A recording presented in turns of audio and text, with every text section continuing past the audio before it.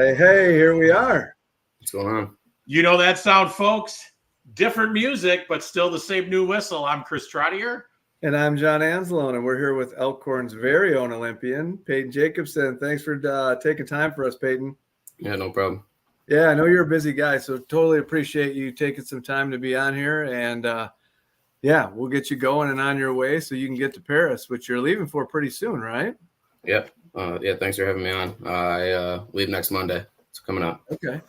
Yep. Okay. So I got a question before we even get going, because watching Greco-Roman wrestling, watching folk style wrestling, what are the big difference of Greco-Roman? Like, how do you, I don't always understand how you score. Sometimes they say someone was passive, or I don't get it. Help us out. Yeah, so biggest difference is you can't touch the legs, and that's why you see a lot more throws. Or biggest points you can score is a 5-pointer when you throw someone over your head and they land on their back, and then a 4-pointer is when you throw them from their feet to their back. So that's where like arm throws come in, like body locks, that kind of stuff. And then takedown is 2 points and push out is 1 point. So usually if there's no scoring going on, the one who owns the center more is going to get the other guy's going to get the passive call, and the other guy will go on top usually. Okay. And then that's when, if you escape from the bottom, there's points for that, or no? No points for escapes. They bring you up after like 30 seconds, 20 to 30 seconds. Okay. Yep. Okay. So, all right. So Payton, so not everybody knows who's going over to Paris from all the countries. Are you like scouting, reviewing, planning, working with your coaches to identify who's your first match and who's the favorite, what it looks like moving forward? What does that preparation look like? Yeah, I mean, I know who's going to be there, but mainly just focusing on myself.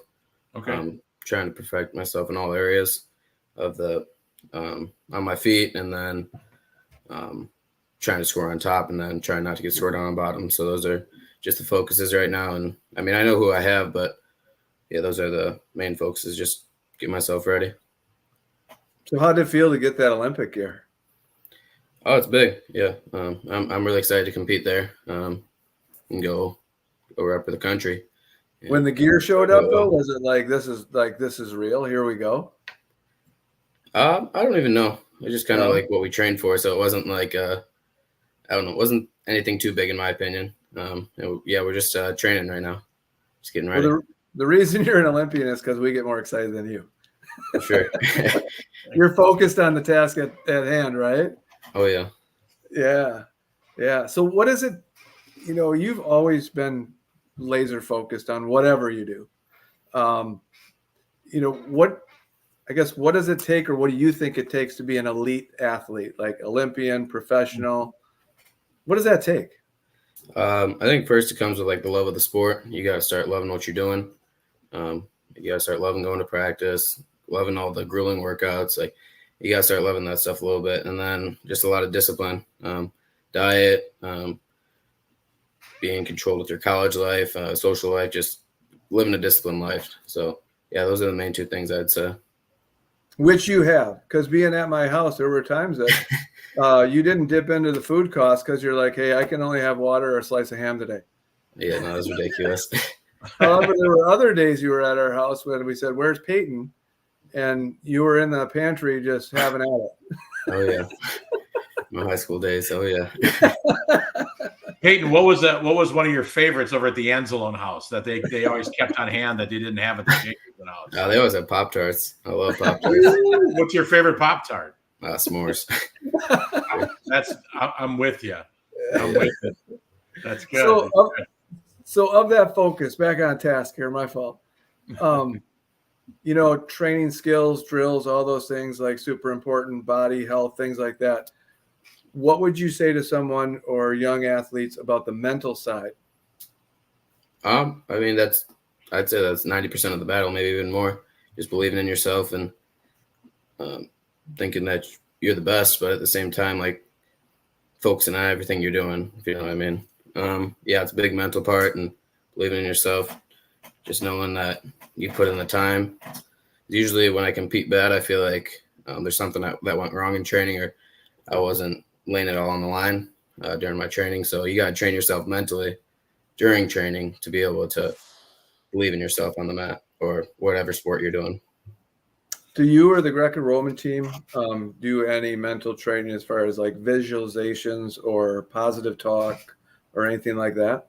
All the time, yeah. For me in practice, like sometimes like having a bad practice, and I just keep telling myself I love this. This is what I love to do.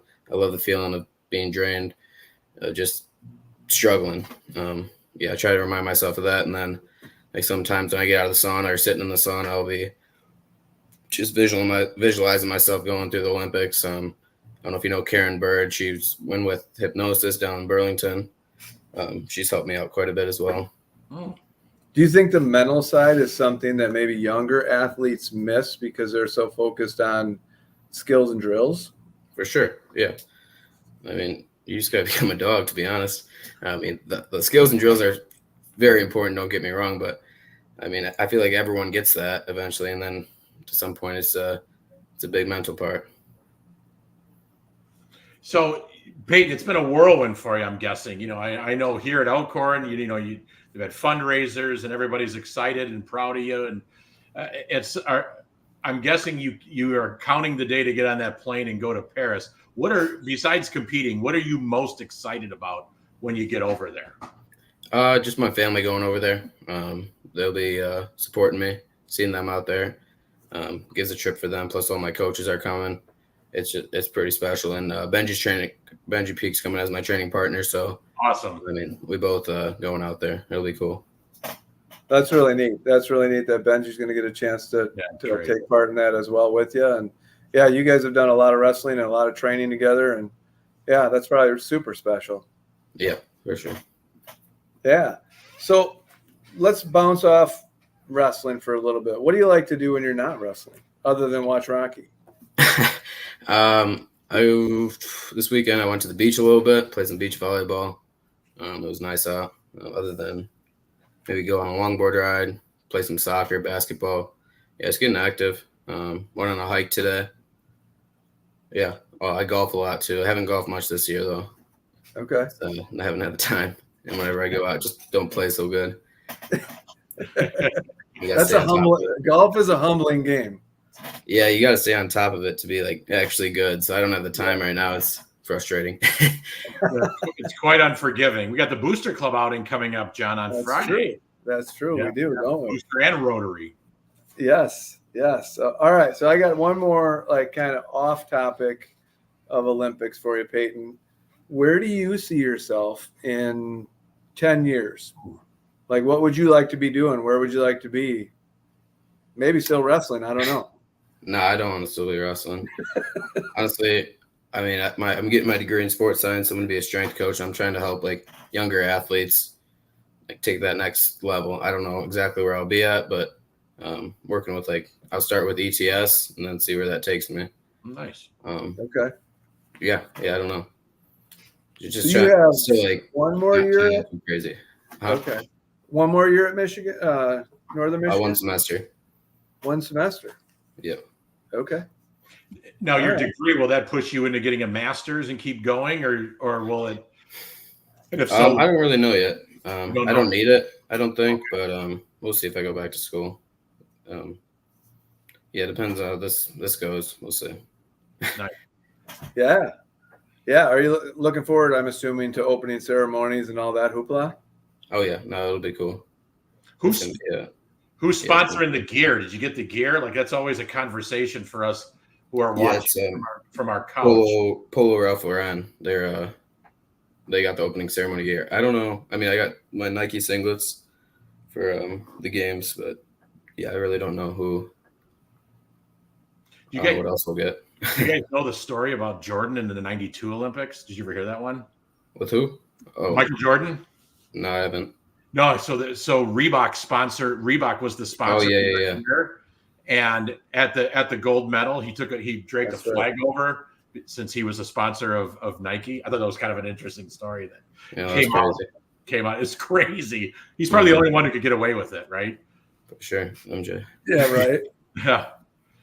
But yeah, so you're in Marquette, Michigan right now, right? Waiting to hop a plane pretty soon and on your way to Paris next? Yep, next Monday. So What's coming up, one more week of training, be heading out there. What's the itinerary look like this week leading up to it? So what time's your flight leave and land, and then what does it look like moving forward? Yeah, so this week I have 2 foreign partners in town. A guy from Switzerland, he's taken 5th in the world a few times, and then the guy from Norway who I went and trained with last year. He won the worlds, U23 worlds a few years ago. They're not competing in the Olympics, but yeah, they're helping me train.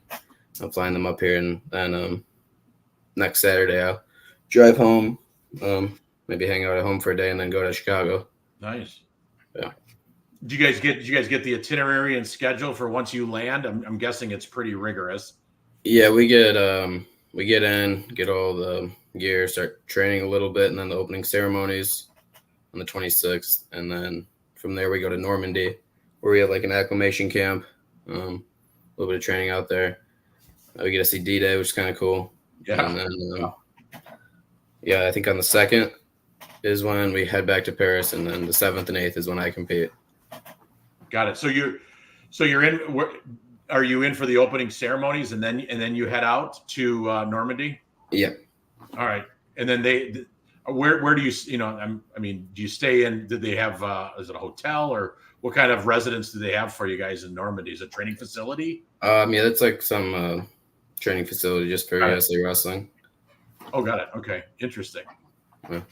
So Payton, I just want to say that you've handled this whole media storm that I don't know if you expected it or not, but you've handled it so gracefully. And how has that been? Or was that like, whoa, I didn't anticipate this? Or, yeah, I knew it was coming after I won? I mean, it was coming a little bit, but more when I got home, I wasn't expecting as much of it. It's just, I don't know, just talking. It's nothing too crazy. Yeah, no, it is.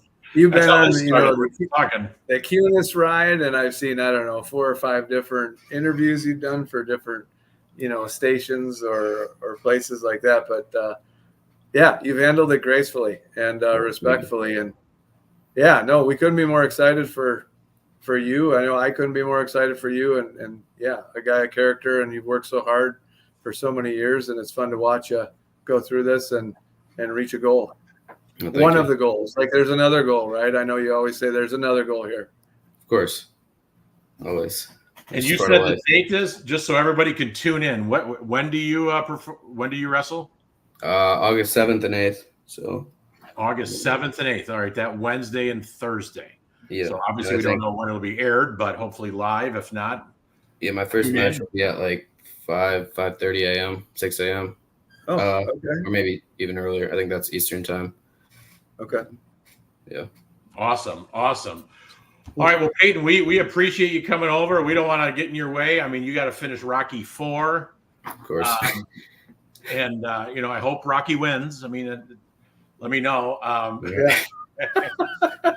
But yeah, we're proud of you. You've represented Elkhorn and the community and the district extremely, top notch. Everybody's proud and honored to support you and get excited about it. And as we kind of go in, if you have any, we always close with some thanks and shout outs. Anybody you want to shout out before we get you back to your movie? Shout out the community. They're helping me out. Ken Reynolds helped me out a lot with the fundraisers, and my mom's been organizing everything. So yeah, love you, Mom. I'll say that. All right. Perfect. Well, good luck. You've already made us proud. John, anything else before we sign off here? Go get some gold, buddy. Go get them. All right. Thanks for taking time for us, babe. Yep. Thank you. Take care, Payton.